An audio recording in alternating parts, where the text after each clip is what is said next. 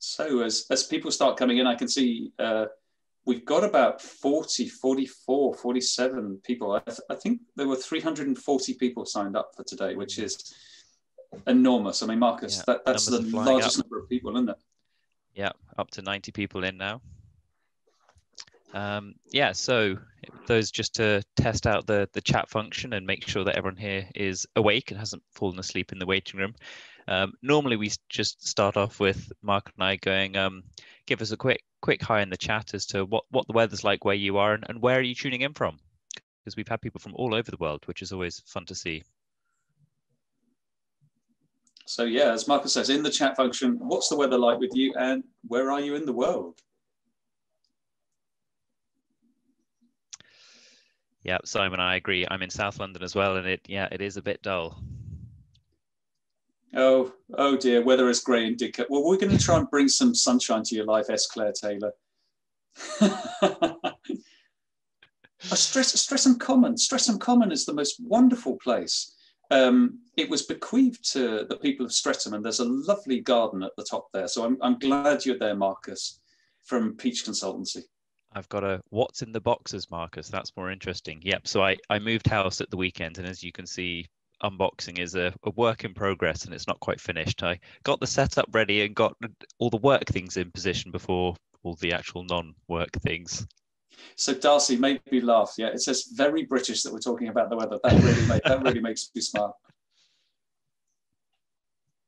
So we'll start in about 30 seconds odd, and just wait for anybody else who needs to come in. Hi from the High Peak. The weather is dull here as well. Oh dear. Thank you, Mark. I'm actually treasurer of the Rookery. Oh, Marcus, the Rookery is the coolest place. This is the beautiful gardens in Streatham. Oh, for people fantastic. that are listening, it's wonderful, and congratulations on being the treasury. That is just the most wonderful place. Emily Drahan is in the Scottish Highlands, our favourite place in the world. That's lovely. A bit grey. And so, Mark Blay, the final thing before we start, will a recording of this be available afterwards? Yes, and also including the weather. So, Marcus, we should start doing a shipping forecast. Yeah, we should. So the first thing from me is just welcome. It's a real pleasure to have such a huge attendance. This is 170 people, and I think we've just hit a raw nerve, if you like, with reserves. Some people don't have reserves. Some people have got too many reserves. We're gonna do what we can and the best we can to actually sort of do an interesting talk on reserves for you. We hate talking at you. We really love to actually have we really love to have some conversation. So please just type into the chat function, and we may open the phones a little bit later on. Also, we tried this time round to have some questions in advance. So we've got 3 lots of questions, one from the Samaritan or one of the Samaritans, branches, and 2 others, which we're going to try and deal with. Carl Richardson, oh, what a problem to have too many rows. I can see people agreeing with you there. We will try and deal with these questions as we go through. So let me just frame the conversation around reserves for you. When I was working at KPMG, I went to the Ethnic Minority Foundation, or I was put there for a time. And what they had a squeeze on their unrestricted reserves. They'd grown very rapidly. They had 5% overheads, putting in for bids, and they actually had overheads of about 15%. So as they grew, they just simply ran out of unrestricted money. What they did to counter that was that they sold a building, and it was a restricted building held over from the local authority. And so suddenly they solved their financial problems by selling a restricted asset and using it as unrestricted funds. That gave them a National Audit Office investigation. It gave them a Charity Commission investigation. Anyway, I'm not telling you the story for that reason. I really got to know a lot about reserves from that conversation. So simple things like they had designated reserves. Well, they couldn't demonstrate what those designation was for. It wasn't demonstrable. They had unrestricted reserves, but they also had a big building. Well, actually, when you looked at the free and flexible reserves they had, they virtually had nothing. Yeah. And then also what they had was an endowment on the side. Well, how do you start to use endowments? How do you start to, if you like, draw down on those endowments, etc.? Yeah. And so we're going to talk about all those things for you. I've done about 15 years as a finance director. 12 years as a management consultant, we're going to help you to think about that. And I've worked, for example, with Guide Dogs for the Blind around how do you use your reserves and how do you make that look more presentable, if you like. You know, and how do you actually start to designate against the lifetime cost of a guide dog? So we're going to talk around all of those sort of things. Marcus, do you want to do a quick introduction to yourself as well? Sure. Yeah. Hi, everyone. So I'm Marcus. I've worked with Mark for 3 years now, first of all at Cass Business School and then at MKS. And my financial background is as an auditor. I was with PwC in the Channel Islands for 4 years for my stints. But I always wanted to come and work back in the charity space. And so this way I've been able to combine a financial skill set with still getting to work with charities and help them sort out finances, which are so often the sort of financial skill set is often the weakest set in charities. So I'm going to crack on. Marcus, I'm going to have to ask you to move the slides. Absolutely. So next slide, please. So 3 admin slides, more Kingston Smith. Have about 700 charity clients, 14 charity partners. We decided at the start of lockdown that we'd do a series of talks. They're all on YouTube if you want to go and find them. We've done 29 of them now. Next slide. The team that I come from and that I manage is called the Fundraising and Management Team. And we do financial management, scenario planning, business models, etc. You can see Marcus and myself there. We do impact, and we have 3 excellent, impact practitioners. Penny, Helen, and Carl, and then fundraising reviews, strategic support, all sorts of things around fundraising. And next slide, just to take a little breath here and say, as I said, we gave our commitment at the start of lockdown to share our knowledge. This is what we're doing in the next couple of months to do that. So you've got fundraising, impact, strategy, webinars coming up, some training half days that we've got there, and some useful links down the side. Please make use of whatever you want, and also just including getting in contact with us to talk around what we talk about today, if you need it. So let's get into the meat of today. We're talking about reserves. As I say, please interact with us. Please do talk about the chat as we go through, and just help us to make this more interactive and enjoyable. Next slide, Marcus. So I want to start reserves by thinking about yin and yang, by thinking about, water, and almost sounding Buddhist about things here, or if you like, sort of, energy centric, because as you start to move income and expenditure, and as your income and expenditure moves, it changes your balance sheet and it changes your reserves. Cash flow, the buffer you maintain and you keep to actually sort of do the business you have, needs a certain level of reserves to manage that, yeah?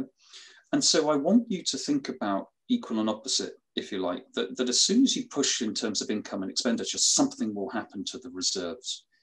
And so it could happen to unrestricted reserves or restricted reserves or designated or endowed reserves, but something will happen on the other side. We tend to manage our businesses by looking at the income and expenditure and by looking year on year, and we kind of forget about the reserves. But I'm going to show you why the reserves is probably the most important graph and thing to keep on top of. So go to the next slide, Marcus. The types of reserves, there are really 4 different types of charity reserves. You've got your unrestricted reserves, and that includes designated. That's a subdivision. You've got your restricted reserves, and you've got your endowed reserves, yeah? So if we start with restricted reserves, that's where it really starts. If you look at trust law, that's what charities are actually constituted under, if you like. Trust law brings into this idea of trust, that you can leave money in trust. So if it's left in trust, it's restricted, it's held for a certain purpose. Yeah? So for example, if you've got money for Syrian refugees and you want to do some work in Turkey and it's only for Syria, you cannot use that in Turkey. In other words, it's given in trust and it's given only for that certain purpose. Unrestricted funds, on the other hand, are used for the general purposes of the organization. Yeah. And if you've got a demonstrable purpose that you can identify for unrestricted funds, you can designate some of those funds. So for example, if you've got a building and you need to set aside some money to keep up the repair of that building, you can hold that aside for a demonstrable purpose. Some people window dress their accounts a little bit by squirreling away designated reserves. That shouldn't be the way. It should be for a demonstrable purpose only. And then you've got endowed funds, which can be permanent. In other words, like the Wellcome Trust, it's an asset that's held and you can use the income to do the work that you do. Or it can be an expendable endowment. In other words, there can be rules about how much of the endowment that you can pull down year on year on year. And so one of the questions that came in advance is, should we actually be including endowed funds as our unrestricted? No, they are separate things. Yeah. In other words, an endowment is given separate from the charity, but can be used in a certain way. And I believe in the future, things like WACS, Islamic finance, will be quite a powerful tool to give, for example, certain assets that you can use in your charitable purpose, but are not yours.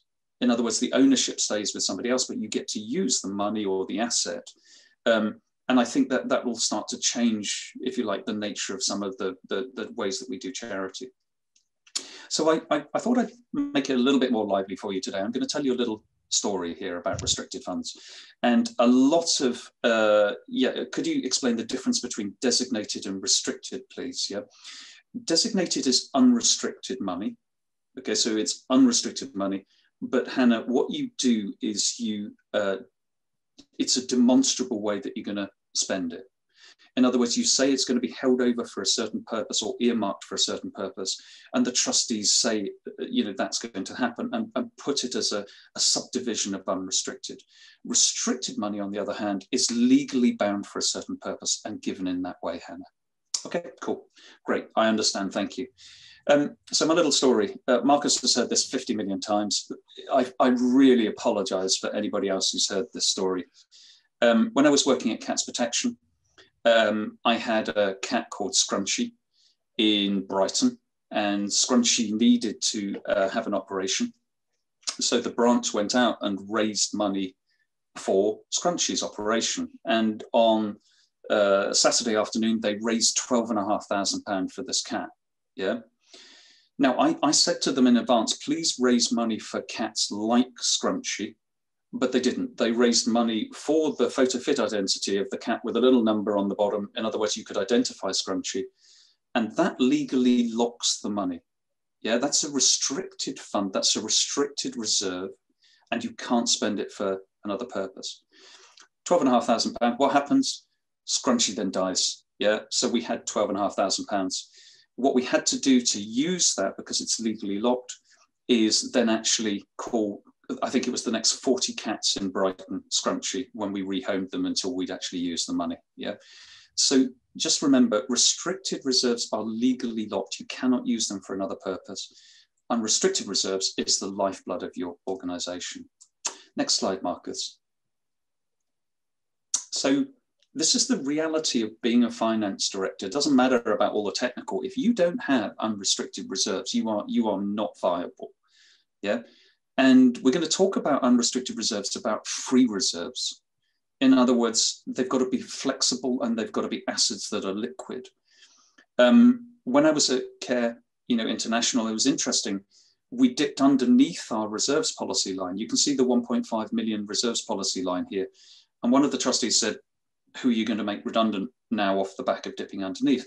I came back with, well, this is an estimate. This is our best guess of what we should hold.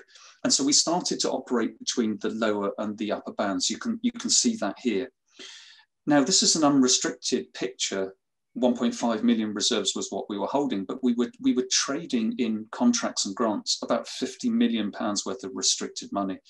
Question, was 1.5 million too little, or was 1.5 million too much?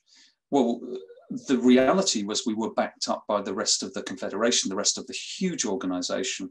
So actually 1.5 million was fine, yeah? But if we hadn't been backed up, I think we would have needed a much bigger buffer. yeah, to manage that difference. Charmaine, I've always been under the impression that unrestricted can be equivalent to 3 months of operations. We're going to come to that in a couple of seconds. So next slide, Marcus. So what are your free reserves? Yeah, so in other words, we've got this idea of unrestricted money that we can spend for a general purpose.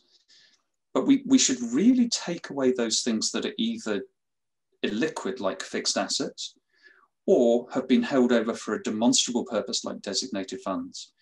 In other words, our free reserves are what really matter in terms of the lifeblood, and the level of unrestricted reserves that you can readily spend. That's what we're trying to get to. Okay, so when you look at your reserves policy, we should be stating our reserves as free reserves. In other words, unrestricted reserves, less fixed assets, less designated funds. Okay, so next slide, Marcus. And here, just to show you how really important this is, you can see a typical balance sheet here. It's taken from a real charity. I've actually, nicked it from Neil Finlayson, who's the head of charities here. But I think it's a great example, because if you look at the picture here, you come down to the unrestricted funds. You can see second from bottom. And it says unrestricted funds, 1.825 million. And we've got 3 million of tangible assets. You can see that at the top. Well, if we've only got 1.825 million's worth of unrestricted funds, but 3 million of that is taken from fixed assets, do you see actually our free reserves are negative 1.175? Yeah, can you see that? And so actually, it's fine to have negative free reserves, but it's not liquid. So the question then becomes, how do you manage the cash in this organization? Yeah, well, probably through the investments and by selling some of those. But anyway, just giving you some thought about what is the difference between reserve levels, i.e. 1.825 million, you can see here, versus free reserves. In other words, the liquid assets that you have, 1.175 negative here. Yeah, it's a very different thing to think about. Marcus, any comments there before we ask the audience a question? Yeah, well, we've had a couple of quick questions that have come in around designated reserves in particular, as you were talking about them. And we've got, is it okay to designate unrestricted reserves to cover core costs in the next financial year, or must the designation be within the same financial period? Okay, so designated funds must be held over for a demonstrable period, for a demonstrable purpose. You could close the charity. Well, that would get rid of the core costs, or you could adjust the level of staff that you've got centrally. I've never really seen core costs being held over as designated funds. It's more for where you've got, for example, maintenance of a building, or where you've got a new investment project, or maybe where there's some redundancies. In other words, something which is unusual in the course of business, but really demonstrable. Yeah.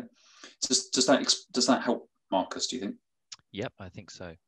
Cool. And another that says, we had a restricted donation of 500,000, but the funds were all tied up in stock market investments. The portfolio is now worth 600,000. Are we able to take the excess funds to unrestricted funds, or is it all restricted?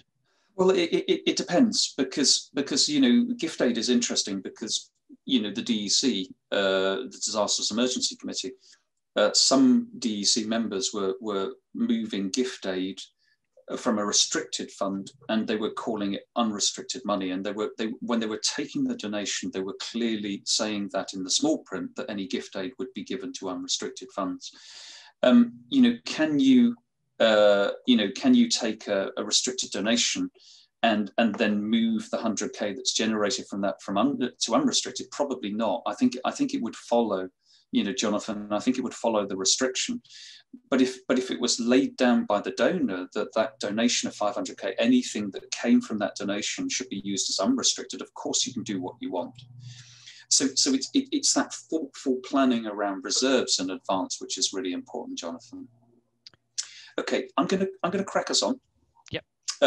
So we're gonna go to a chat function question. Yeah. So we want your responses here. I'm ready for the huge number that's going to come in. Why do you hold reserves? Yeah. So get your fingers working. Type in, as panelists, or sorry, as attendees, why do you hold reserves? perception of disasters, to prepare for the worst or prevent insolvency, so that we can cope in a rainy day. It's pouring, Susanna. Yeah, absolutely. To deal with unexpected scenarios, to fund future services, to close down the charity entry for unforeseen circumstances, to cover 6 months running costs. Ha ha! Oh, there we go, Paul Mitchell. I love it. We led you into it. This is a QI type situation where most charities are holding their reserves and have a reserves policy that's saying, in the event of a wind up, we need 6 months worth of money, okay, or we need 3 months worth of money. The interesting thing for me is actually most charities are a going concern. So why are you holding money on a closure basis? Yeah.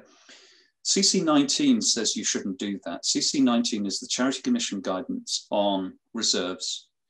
And it says that you should actually link your reserves policies to the risks and the opportunities or the investment you need for the future. But let's face it, the closure basis kind of keeps the trustees happy. Yeah. So no trustee that I've ever met before doesn't want to have a number of months that they can survive. That gives them a feeling of comfort because they've got that figure. So what I always say with reserves is you start top down and look at the risks and work up the buffer of reserves you need, and then bottom up and you look at the number of months closure costs, and then you come to a balance in between. I think that's how you would do that. Now, Marcus, you've been just noting some of these reasons why we have reserves, and I think they're all really, really good. So to cover immediate spend, to keep the charity going in difficult times, risk management, resilience, unforeseen, cash flow. I mean, these are wonderful things, yeah, and totally the right reasons. Yeah. But if you do have to actually close your charity, you need to use closure accounting. It's done on a different basis, and also typically it will cost far more, to actually close than you think it will. Marcus, I've done my best to kind of like trap them into that QI question. Yep, absolutely. Do you want to take over from there? Sure. So as we've said, that rather than having your reserves on a closure basis, instead try and link them to the risks or opportunities that your organization faces. And seeing in the chat box here, a number of you have come back with things like that. I'm trying to find it again. There was Will said to smooth over bumps in the road of financial performance, and that's exactly what we've got here. Is the first one, change in income and expenditure. So if you know coming down the line that you have a core grant maybe that's ending next year, perhaps you need to be setting something aside to deal with that loss of income, or you're wanting to set up a new service that's going to cost you some money, and while you're setting up funding for it, you're having to foot the bill. There's some additional expenditure there. You may have one-off events like coronavirus. Who saw that coming? And yet here we are now bearing the costs of it.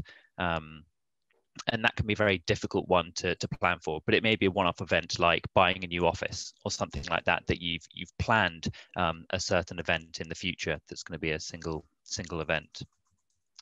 If you're having to close down a service, which increasingly maybe you're having to look at that sort of thing as you look at the financial viability of your services, are you having to plan for some redundancy costs in there?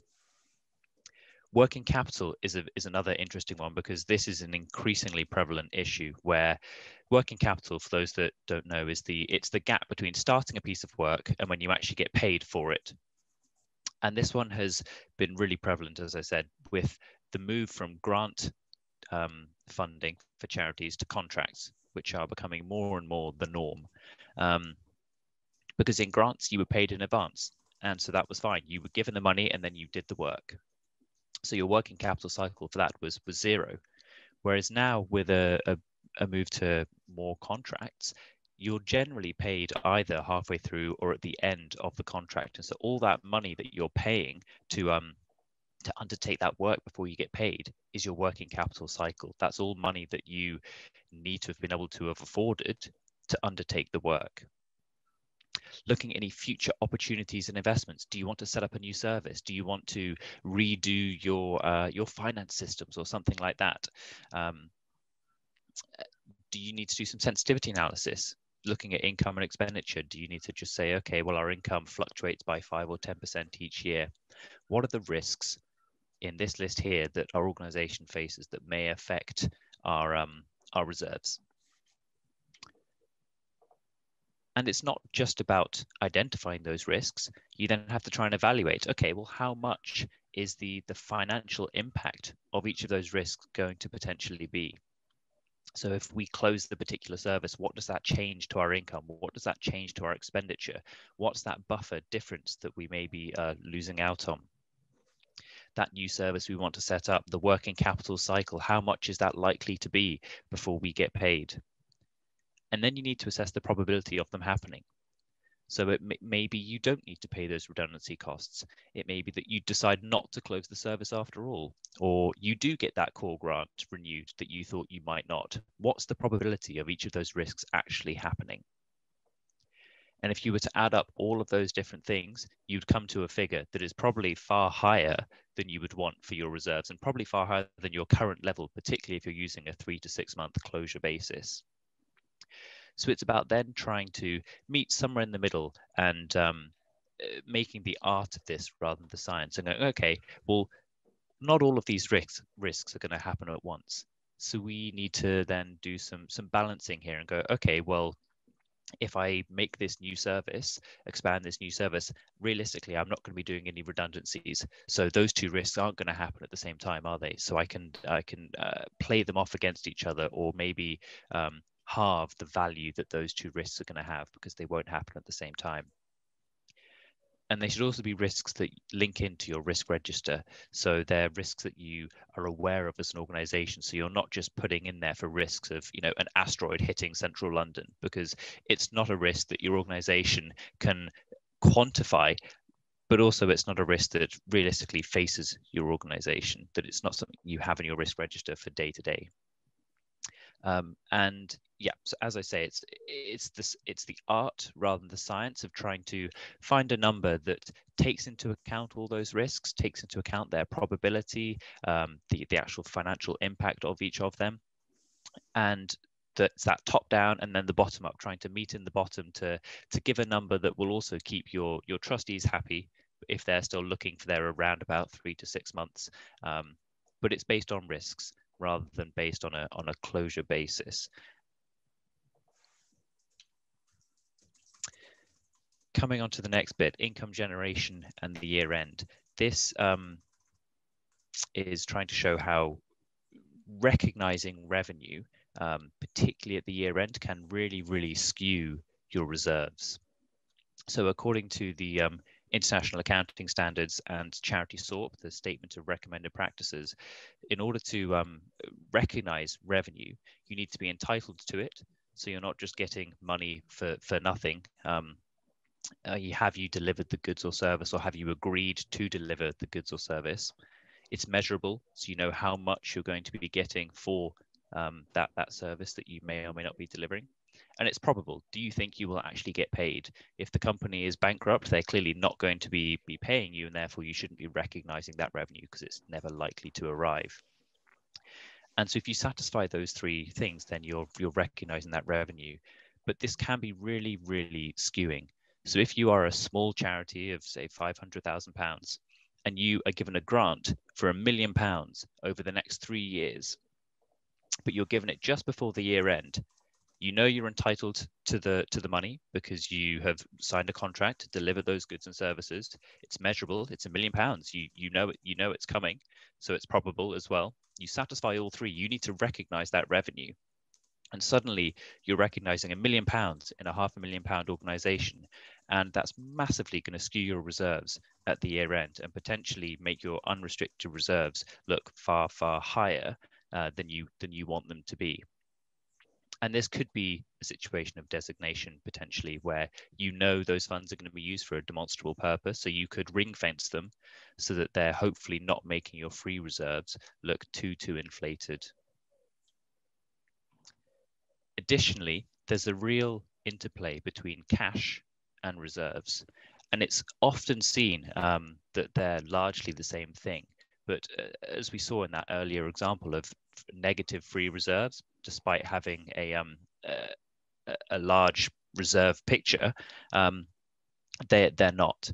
And so reserves and cash are not the same, particularly if you have a big fixed asset. If you have a large building, you may have very, very healthy reserves, but be insolvent if you have no cash to actually pay your wages on a month-to-month basis. So there's a real intricacy there to making sure you are keeping an eye on your cash flow and your reserves, and not just treating one as the other. They're two separate measurements, but are both really, really valuable for organizations to be monitoring.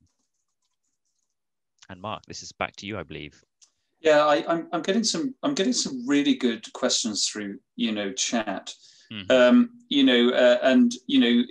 I mean, OL says, do we need to review the free reserves balance every year, or can we do it, say, every 3 years? It's got to be every year. The trustees will sign off the reports and accounts every year. They have to make a statement that that's their reserves policy. You really do need to do that every year. Jonathan, risk appetite is important here too. Absolutely. You're keeping money not only for risk, but also for investment for the future. Yeah. It's incredibly important to get that balance. There was a question in advance here also. It says, look, if there are no reserves, do we have to have an aspirational policy? As maybe you've got that with COVID-19. Absolutely. Yeah. You do have to say what the level of reserves are you're aiming for. If you're over that, how you're going to spend that money. If you're under that, how you're going to make it good. And then, there's a final question. Would you defer income to subsequent years? This is back to this. Can you just go back one slide, Marcus, please? Absolutely. Yeah. Sorry, two or three slides. That's the one, income recognition. Becky, you're raising a very good point. Yeah. Can I start to match my income with my delivery? It makes sense to do that. The answer is no. Yeah. SORT is very prescriptive. It says, look, if you're entitled to the money, if you can measure that value, if it's probable you will get that money, you must recognize it. So let's think of a simple charity with £500,000 income. It gets £1 million income paid over the next 3 years, but it's given such that it's a core grant and it's measurable and it's probable. Yeah, you can agree all of those 3 areas for SORP, and therefore you must recognize it, even if that distorts your charity finances significantly. Yeah. And that's what I hope the next SORP starts to address, but I don't think it will, because it's parts of international recognized standards. Yeah. So Marcus, if you can take me back to the investment piece. Thank you. This is where I think it really gets interesting for me, reserves, because all the rest of it is fairly known. Whereas actually, if you're trying to build something new for the future, or you're trying to turn around a new organization, I mean, an investment, picture is incredibly important. So we've got here, the red line is a charity that we were working with, and it's a typical charity that's failing.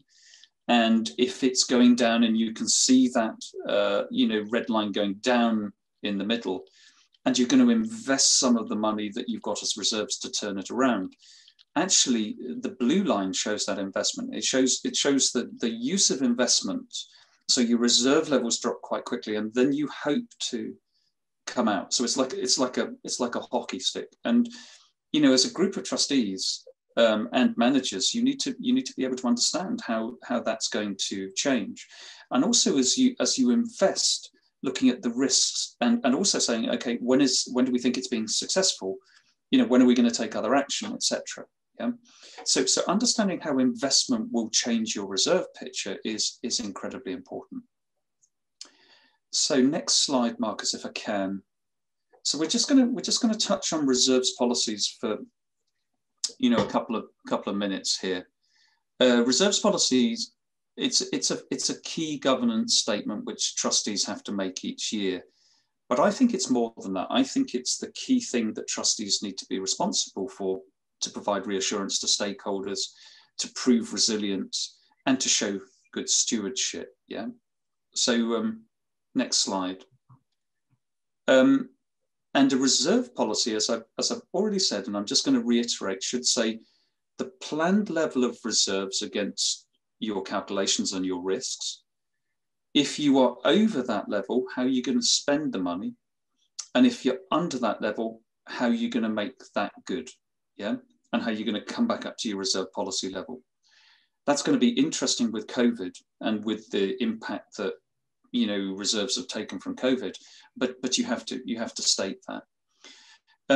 Common errors that we see all the time is including fixed assets in free reserves. You know, you've got this idea of free reserves as being liquid assets, including fixed assets in there. It's not liquid. Yeah. So you know, getting to this concept of free reserves, which is unrestricted less your fixed assets less your designation, is critical. Including restricted funds in free reserves. No, we're talking unrestricted money here, not restricted. And failing to reconcile to the accounts. It's amazing how many times you read accounts where you actually can't find the numbers and you can't tie them up. Yeah, so just do a check. Next slide, Marcus, please. And so I said we would talk a little bit about releasing reserves as well.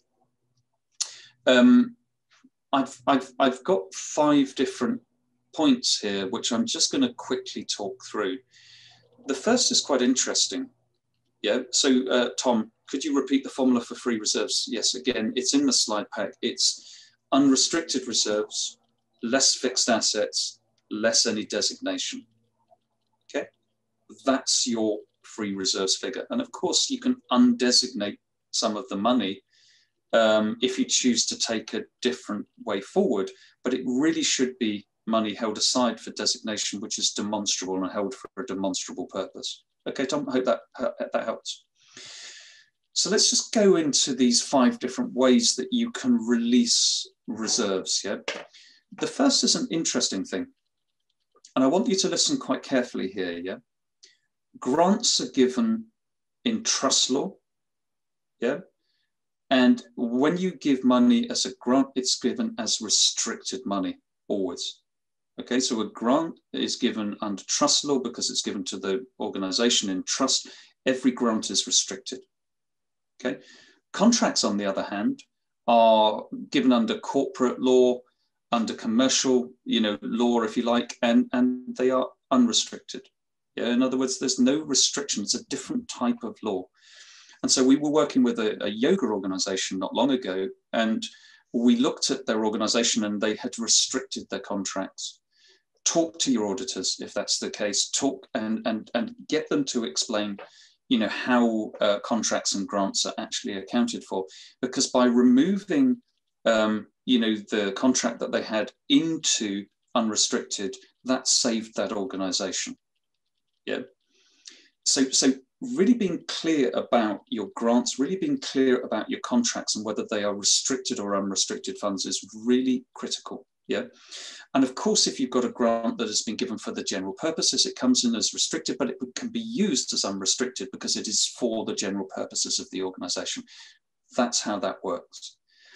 Number 2 down, are restricted reserves really restricted?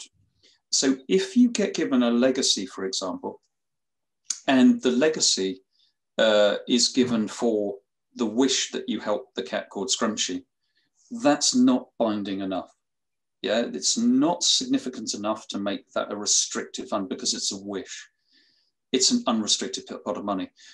But if, on the other hand, the legacy was given for the final will and testament, and it was that the money should be used only for Scrunchy and for no other cat. This is my signed will and testament, Marcus Lee Millay, for example. Yeah, then it must be used in that way. That is a restricted fund. So if you're in doubt about you know, contracts versus grants, you're in doubt about restricted versus unrestricted, talk to your auditors. The 3rd one down is incredibly important with cost recovery, recharging, yeah, and making sure that you recharge everything. So it's not enough just to have the budget lines, you know, that you've got. You must actually claim those budget lines. You must move the money from the restricted to the unrestricted. And we see between Marcus and myself quite a lot of poor practice around that. I think there's more money that can be drawn down. CPRE schemes, if you've got restricted money where you cannot meet the purpose that it was given for, go back to the Charity Commission and ask for that to be unlocked. It's called a CPRE scheme. And CPRE schemes, when you are looking at the Charity Commission, they're likely to give it for the same purpose or to try and find a similar purpose, but it is a way of unlocking, funds. And then the final thing is administrative errors. If you can prove that it's less than £1,000, you can go to the board £1,000 once per annum and get them to effectively move from restricted to unrestricted by passing a resolution and by formally mandating that through the board. I think that power is still available to people through the Charity Commission. Yeah, so you'll have to keep the Charity Commission informed, but I think that's still available. So that's it, guys. We've gone through everything. So let's go to the. Oh no, we haven't. We got one final slide. Forgive me. I've just published a book around social investment. When we were doing the research for the book, we found that actually there are some charities with additional reserves or surplus reserves.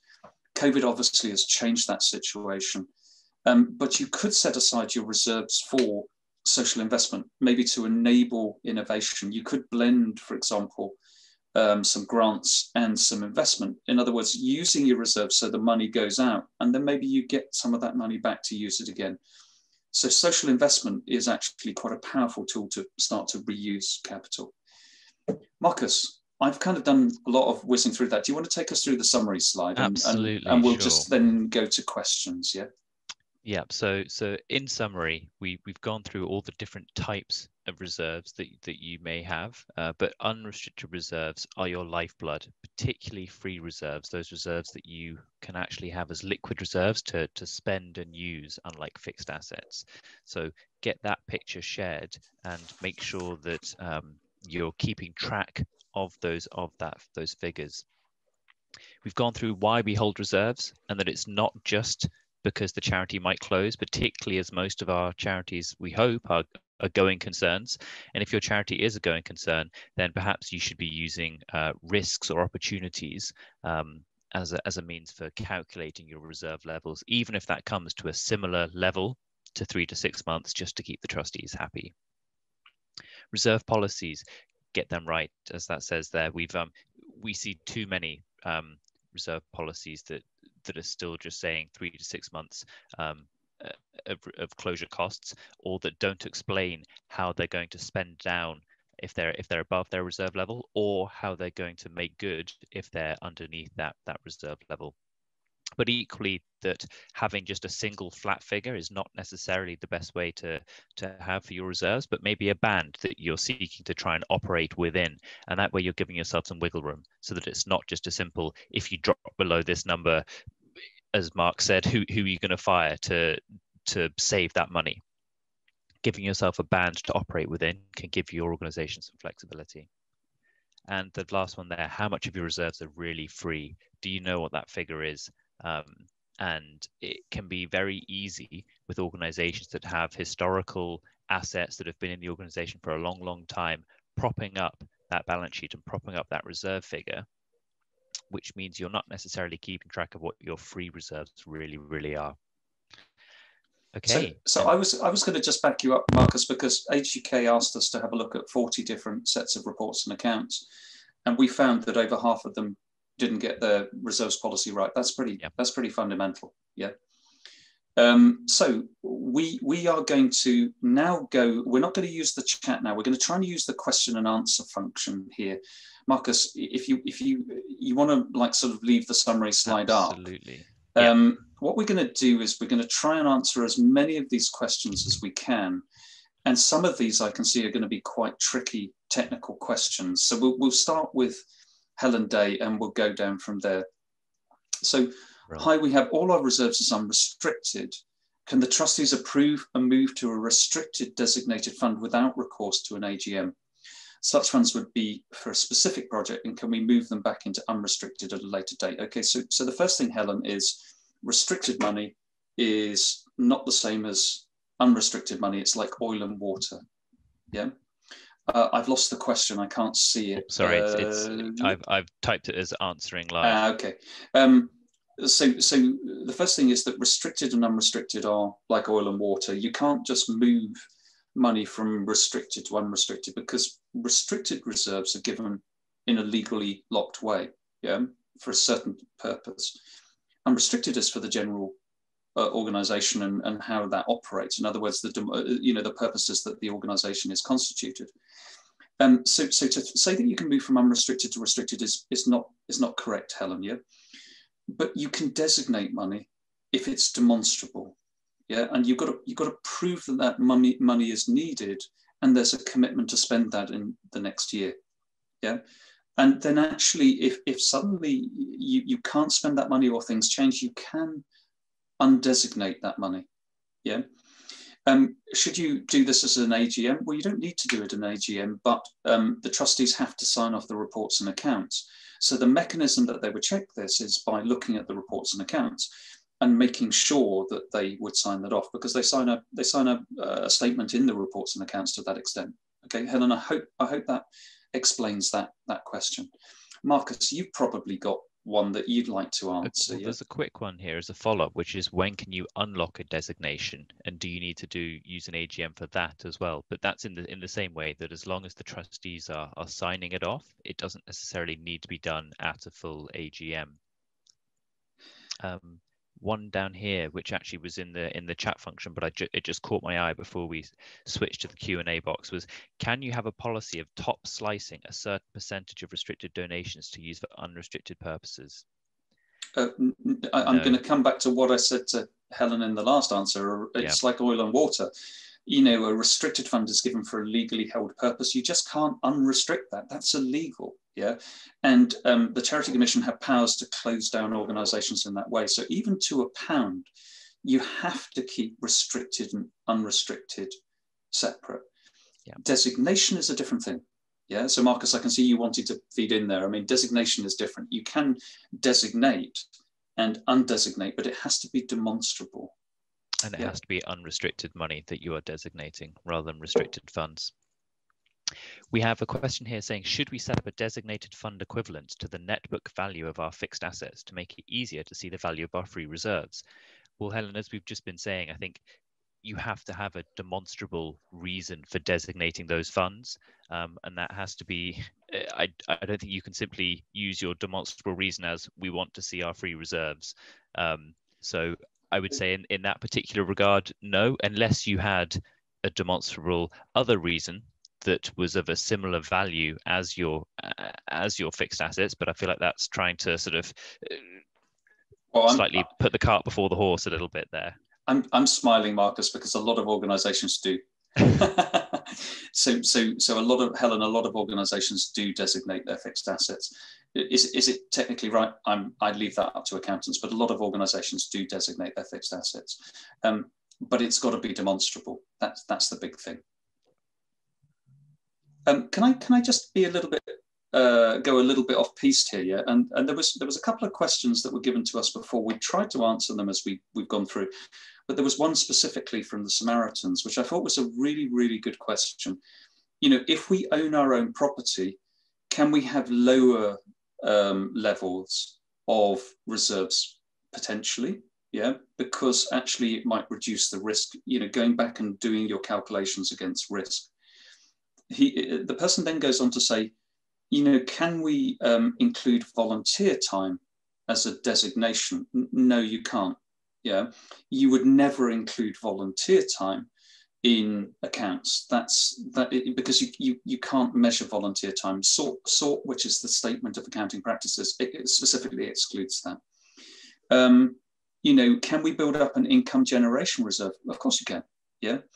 And what about the fact that we save lives through the Samaritans? Does that change the level of reserves and the risk averseness we would feel? I think that's a brilliant question. Yeah, because do your trustees feel that they need more reserves because they have a critical service? I think it could be answered that maybe you do need that. Yeah. So for example, humanitarian aid working in some of the most difficult places to work in the world, you probably need a little bit of extra reserve there because they're just so hard to work in. Marcus, back over to you again, yeah? an easy win here. Is there a time limit on designated funds being spent? In theory, when you're designating them, you're meant to be designating them because you're planning to spend them within the next year. However, I do often see in reports and accounts designated funds that are sitting on balance sheets year on year on year. So in theory, they are meant to be designated to be spent the next year, but I often see that that's not actually the case, and they do sit there for a substantial number of years potentially.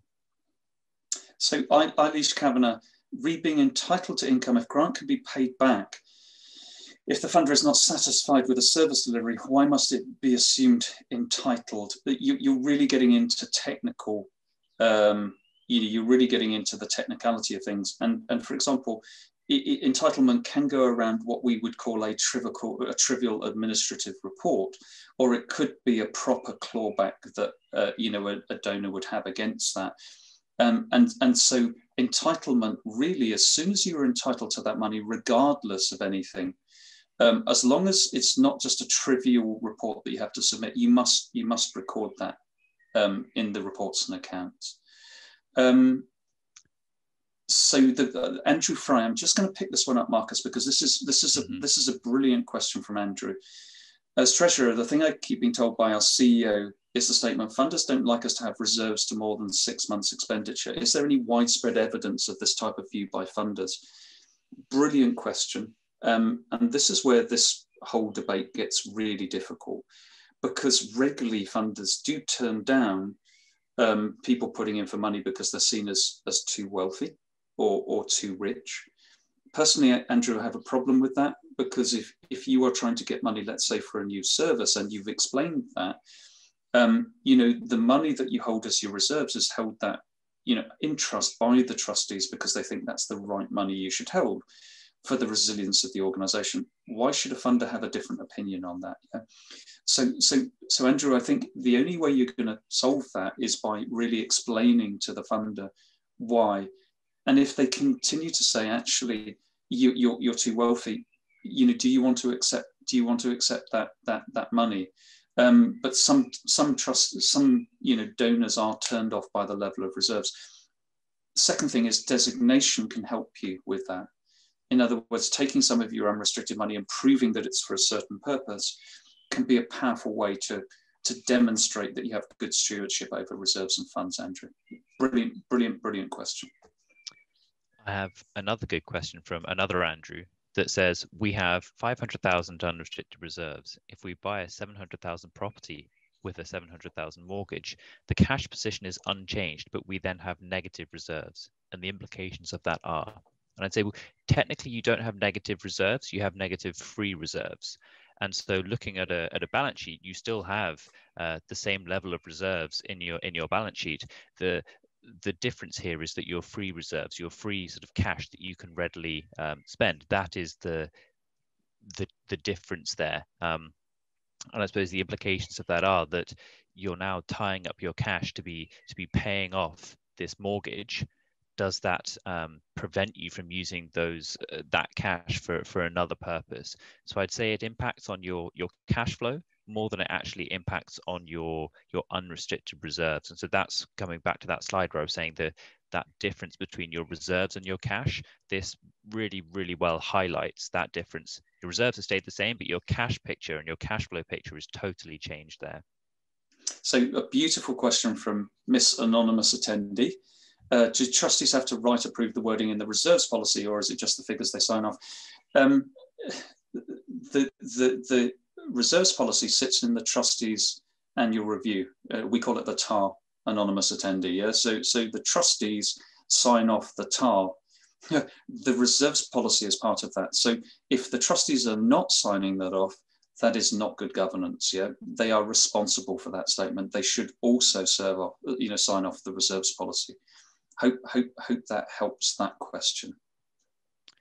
Another question here from Jane saying, we have particularly volatile income, relying on legacies that are few and far between. We have a large investment portfolio to provide dividend income to smooth out the cash flow. Is that reasonable? And I think that comes back to the point we made about your reserves policy being based on risk. If your income levels are particularly volatile or uncertain, you're using your reserves here in exactly the right way. You're using it to help deal with the risks that your organization may face, that next year you don't get in the legacies that you were planning to. Can you still deliver your services? Well, hopefully with an investment portfolio paying out dividends, yes, you can. And so that is a really good example of using your reserves based on the risks that you're being faced as an organization. It also ties into a slide that we were very nearly going to be including in here about where do your services sit? Do you have volatile income but fixed or variable costs? And yeah, so this one may be a one for another day for us to go into more detail on there, but that's a really good question, Jane. I'm going to take literally, I think we're coming almost to the end of this time. I mean, you know, and with over 200 people still online, this has been exceptional. There's a real call for reserves. So if we happen to do reserves 2 at some point in time, I'm kind of happy to do that as well. Bernard Dodds, I think this is a really interesting question. It says the Arts Council are allowing us to roll over a portion of our cultural recovery grant to the next financial year.